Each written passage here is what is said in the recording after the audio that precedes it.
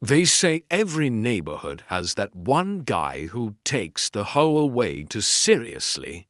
In our case, that guy was Doyle Mason, clipboard under his arm, phone in his hand. He strutted around Maple Court like a wannabe cop. He wasn't elected, wasn't hired, he just decided he was the self-proclaimed HOA patrol. Now, Doyle wasn't just annoying. He was invasive. He'd snap photos of paint chips on mailboxes, measure grass with a ruler, and once even scolded a neighbor for leaving kids' chalk drawings on the sidewalk. But last week, Doyle crossed a line that Grandpa wasn't about to let slide. It started before sunrise. I was half awake pouring cereal when Grandpa, sitting in his rocking chair on the porch, muttered without even looking, "There he goes again." Sure enough, Doyle was scaling our backyard fence like a burglar, phone camera clicking away. His target, Grandpa's tomato plants. Yep, according to Doyle. A 75-year-old veteran growing tomatoes was a violation of community aesthetics. Imagine that. I wanted to storm outside, but Grandpa raised a hand and said, "Patience. A fool left alone always writes his own ending." That was Grandpa calm, steady, the exact opposite of Doyle's manic energy. Thing is, this wasn't Doyle's first trespass. Twice before we caught him lurking by our shed.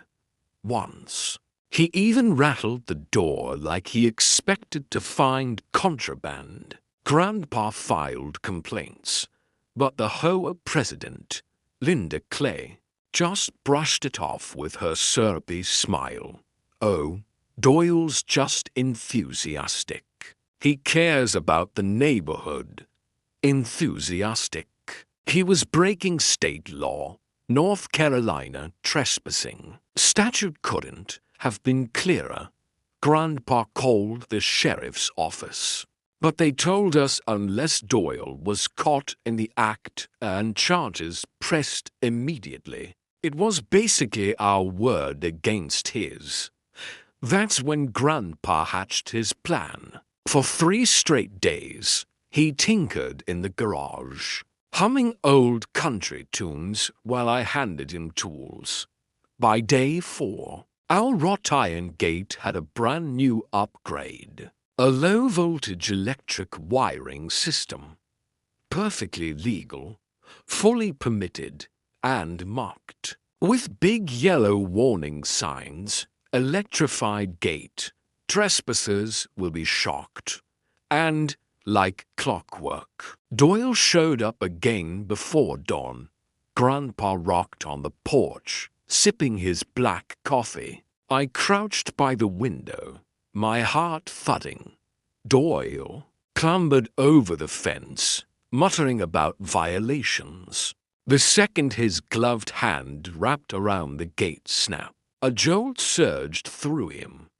He yelped, stumbled back, and landed flat in the dirt, arms flailing.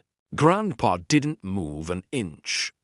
He just leaned back, eyes glinting, and said, "That, son, is the sound of justice." By noon, the whole street was buzzing. Doyle limped down Maple Court, waving his arm like he'd survived a war. He told anyone who'd listen that Grandpa had nearly killed him with an illegal booby trap.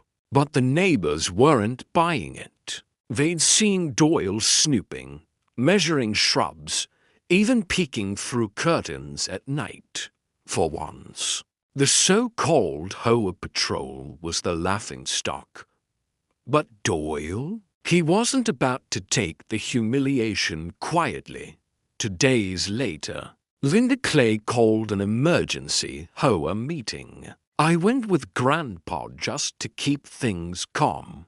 But the moment we walked into that community center, I knew it was going to be a circus. Linda sat at the head of the table, pearls around her neck, fake smile plastered on her face. Doyle sat beside her with his arm in a dramatic sling, pointing at Grandpa like he'd uncovered a crime scene.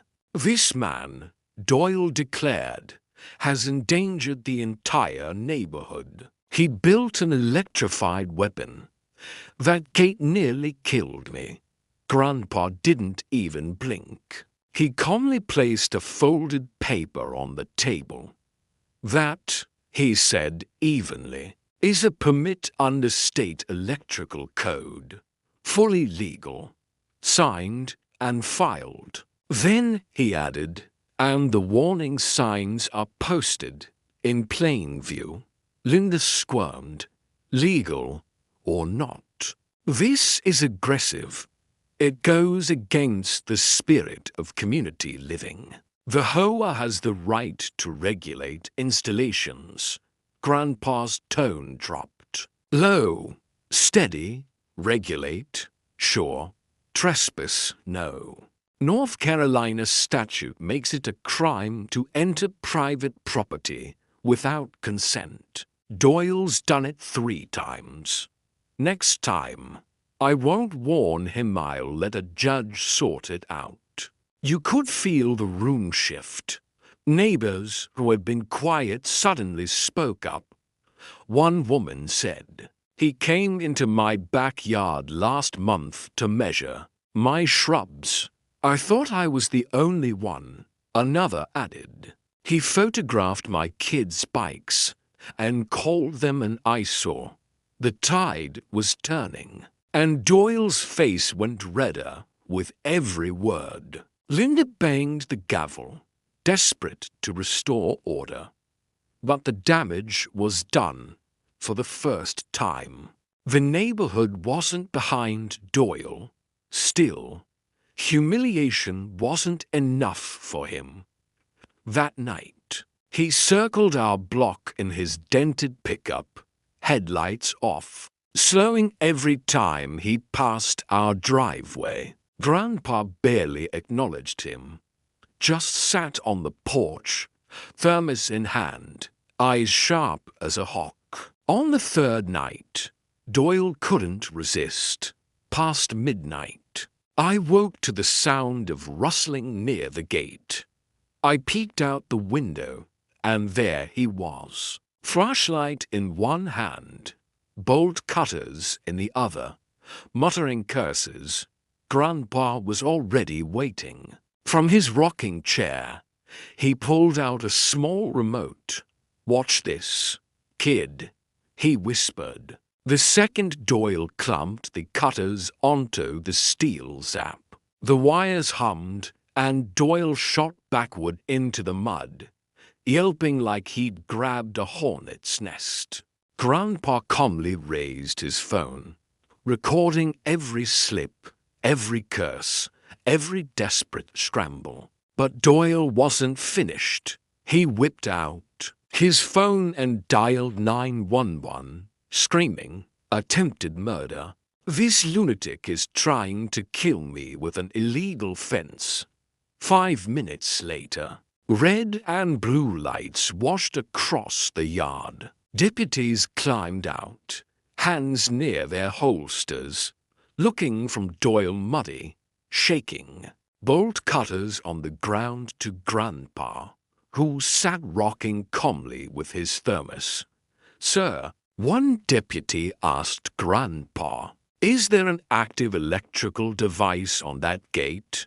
"Yes," Grandpa said evenly. "Registered, permitted, posted with warnings, and recorded. Here's the paperwork." He slid the laminated permit across the porch table without even standing up. Then he handed over his phone, video still rolling. The deputies watched Doyle climb, cut, and fry himself in full HD. One looked up, deadpan. "So, you trespassed?" Doyle stammered. "No, I was conducting an inspection for the HOA." The other deputy raised a brow. "At midnight, with bolt cutters? That was it." Doyle wasn't just guilty of trespassing. He was looking at vandalism, attempted theft, and filing a false police report. They cuffed him right there in front of the glowing gate. Neighbors gathered in their driveways, whispering at first, then clapping. Doyle shouted about conspiracies, about Grandpa being a menace, but nobody listened. His so-called authority was gone. His reputation shattered. Grandpa just leaned back in his chair, gave me a slow nod, and said, "Sometimes justice just needs a little electricity." And as Doyle sat in the back of the cruiser, drenched in sweat, HOA badge confiscated, his reign of snooping finally ended. The patrolman who thought he owned the neighborhood had been fried by his own arrogance. Because when you mess with Grandpa, you don't just lose. You light the fuse for your whole HOA to come crashing down.